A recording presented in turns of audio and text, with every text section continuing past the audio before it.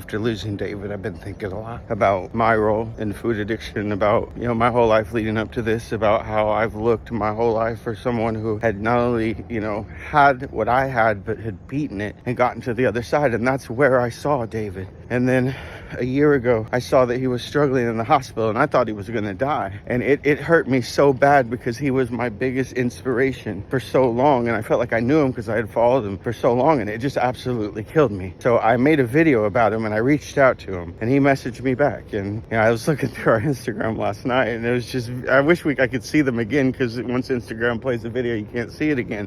A million videos going back and forth, because when we first met, we had so much to talk about because our lives had been so similar, and we had never met anyone that was so similar. Anyway, so just to add to that a little bit, like, you know, to see you out there, you know, you're working every day, you're taking those steps. It is inspiring, man. And I just, I'm telling you, I'm on your team, bro. I am there for you 100%. I've been watching you, you know, and following your stories, and it was so meaningful to me. You know, all of it. It really has been, and you know, even up till now, man, to watch you fight now, it's inspiring, and you know, I appreciate you sharing it with me, man, as for real. And you know, as always, brothers. And David had a food addiction. And like many people that have food addictions, just like me before him, it controlled us. He was inspiring me because he just never gives up, and he never gives up. He just kept going. You know, I saw him take off his mask where he could barely breathe or talk, just to talk to me. And you know, and what was he doing? He was laughing. He's giggling. You know, he went through tough times, that's for sure. And he saw a lot of darkness, and had to go through so much pain and suffering and loneliness. But he never stopped fighting. He never lost that fighting spirit.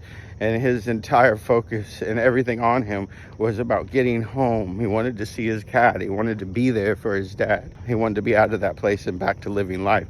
And he had every intention on re-losing the weight and keeping it all. And now he's gone. And I feel alone. I feel alone. I feel like, you know, my brother, who understood me more than anyone ever could, and who, you know, I was looking so forward to, like, you know, cheering him on, is gone. And this is when I learned of Teresa dying, the woman who gave my dad a free funeral, burial, and visitation for a promise that I made her that I would help people if I ever could. And this was when I was 500 pounds. She didn't know how I would help people. She just said, you know, I want you to promise and go forward that if you come across someone who's in need, that you're going to help them. And I said, I'll do it. I don't know how. I can't even walk, but I'll do it, right? Yeah, I was on board. And I have tried to do that throughout my life. I've tried to help when I can. And then she died from food addiction as well, without me even knowing it. And after I found out, I was so heartbroken, because the first thing I said is I could have helped her. I don't want this to keep happening.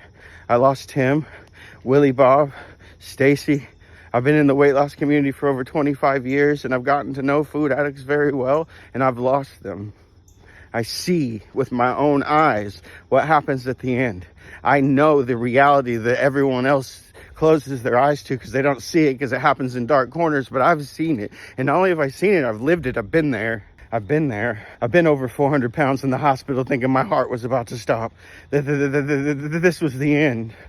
All my fighting didn't mean anything, and I was going to actually succumb to this and be forgotten as just someone who was too weak. It wasn't that, though. It wouldn't have been that.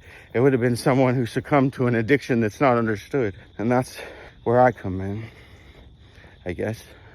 I have no choice anymore. I'm going to need help, but a lot of people need help, and I can't just leave them out in the dark. I never planned on it anyway. This has always been my goal, but this has lit a fire under me like no other. In my brother's honor, I will go forward. I'm not going to lie. The temptation to just lay down and give up, it's there. Losing him is more than I feel like I can handle. I didn't expect it.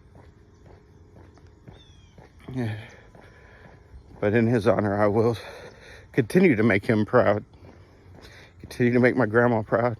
My dad, my Aunt Kay, my grandpa. I'm going to go forward. And I'm going to change things. I'm going to change things.